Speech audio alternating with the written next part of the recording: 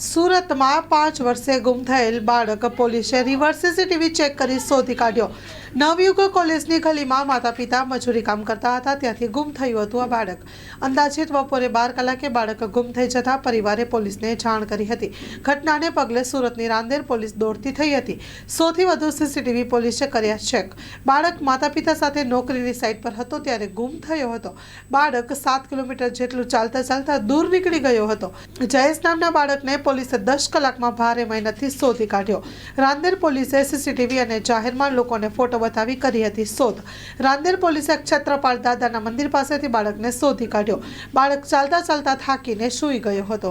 પોલીસે બાળકને પરિવારને સુપરત કરતા પરિવારે પોલીસનો આભાર માન્યો। Story report by Satish Kumbhani સાથે કેમેરામેન ચિંતન ગજેરા। કચ્છની પ્રજાનું માનીતું અને કચ્છની પ્રજાના સાથ સહકાર અને પ્રેમથી સાકાર થયેલું એલબી મોલ એટલે કે લુગડા બજાર ફેમિલી શોરૂમ। અમારું address Bhuj branch, Anam ring road, Bhuj, Kutch. Mobile number 8980413537। Mandvi branch, Nandanvan society, Mandvi, Bhuj highway, market યાર્ડની બાજુમાં, માંડવી, કચ્છ। Mobile number 6353695514।